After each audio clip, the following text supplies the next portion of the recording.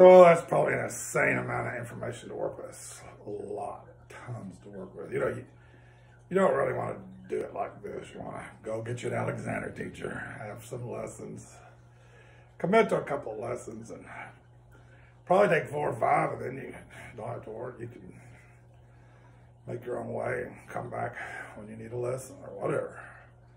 10 lessons take you to the moon or whatever. All depends on how much you practice it, really.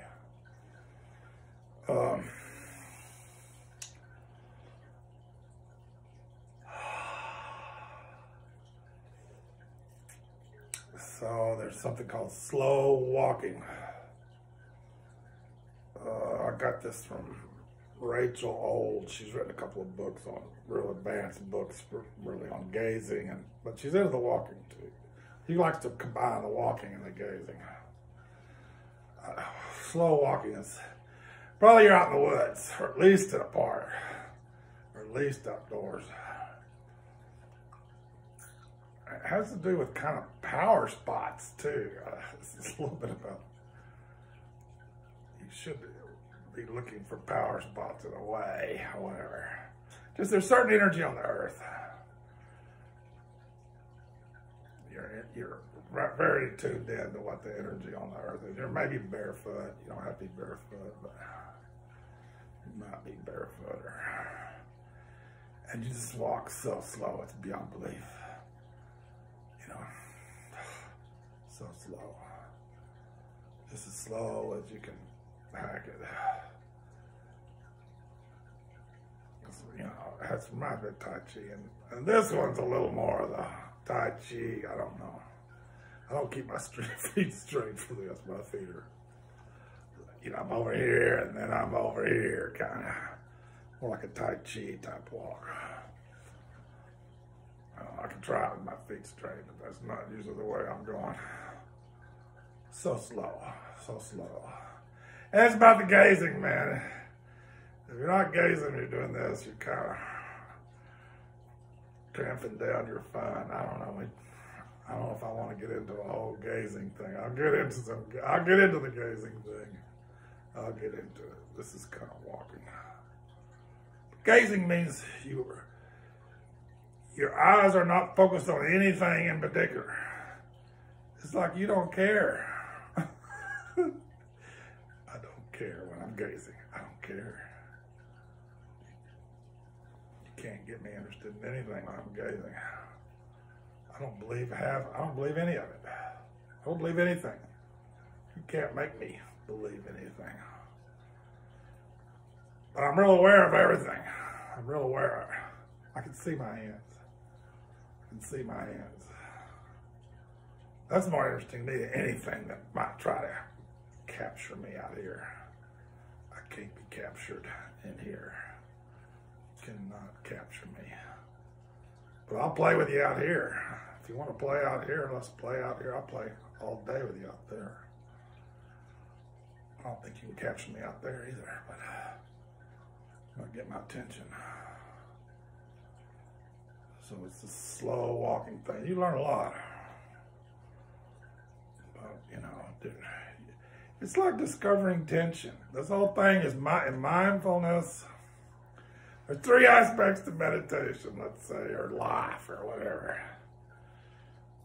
Alignment, relaxation, resilience.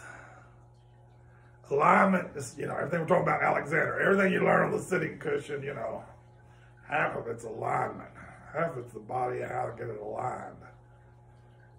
I cannot tell you how I get my body aligned when I sit in meditation, but I know that I do it every time. And it's distinct. Not my normal. It's a certain way of being aligned. So we're always working on alignment. Alexander was just always working on alignment, but it's the next phase, the next step is relaxation. So the alignment is so connected with the relaxation that you get your alignment going, but there's some place, then you got to relax. You know, you find places where you're not relaxed and you relax them. You find places you're not relaxed and you relax them. And see if that's not more efficient. See if that's really not more what's meant to be. you to be conveying to the world, and the world will then recognize you and convey back to you. And you develop this virtuous cycle of alignment. You know, the mind, everything's about holding the mind steady, but what are you going to do when you hold the mind steady? A lot of people don't know really what to do when they hold their mind steady. Try alignment, relaxation, resilience. We learn this one-pointedness of mind, and then we apply it to certain things. As a skillful means, we apply it to Vipassana practice or mindful awareness practice. We apply it to Vipassana, essentially. I'll give another talk on Shamatha Vipassana. That's a very fecund subject for inspection. So, and then resilience is probably a pretty big topic, but I don't know. I think I'm going to say resilience. But it has to do with awareness.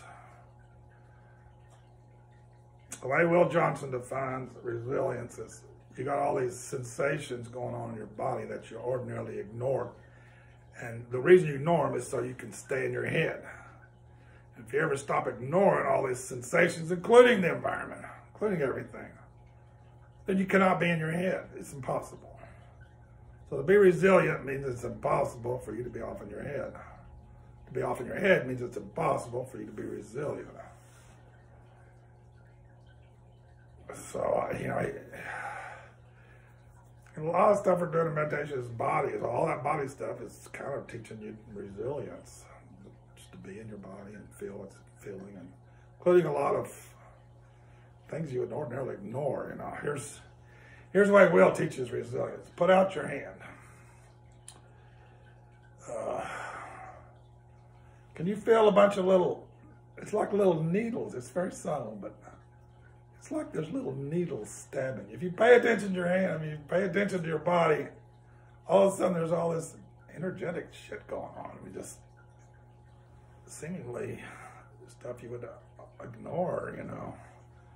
Like if I paid attention to all that, I wouldn't have any time for anything else, but, oh, good idea. And you just kind of take that sensation you've discovered and apply it to your whole body, you know. If you're doing that, but you can't really do it if you don't relax. It's not that easy to do if you're not aligned in a way. You got to be aligned, relaxed, then you can do it, you know. Then it's like easy, fall off along. Oh yeah. Mindfulness, putting my attention in my body and my environment, and my mind, and seeing what's there. And Will Johnson says resilience is there. And you can use it as kind of an object of the meditation or object of mindfulness. Or you can't be in your head. You're mindful. If you're aware of that, you're mindful. You're not in your head. Very powerful. Sometimes when I do it, I really resist it, you know. And the reason I resist it is because I'm spending 99.999% of my energy trying to be a frozen piece of wood and trying to not know that stuff, you know. It's a little too close to home somehow, I don't know. Anyway, that's resilience. A little taste. It's a lot of things.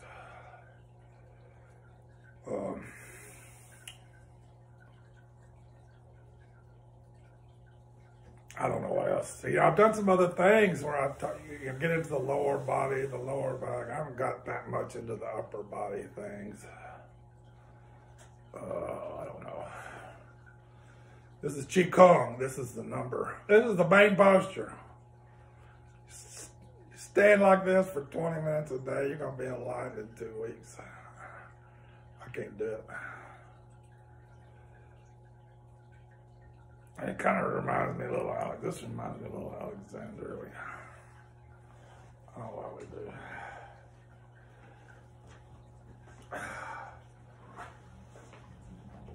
We do this thing in Alexander. I don't know if you can see it good.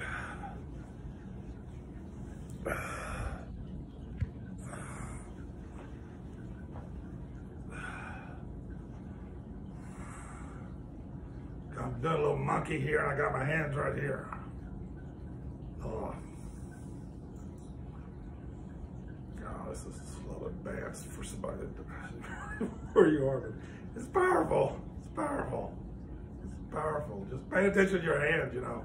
Probably what we want to do is we want to unwind. We want to kind of lengthen from here to here. We want to do it really with our wrist going that way, our elbow going that way and that way.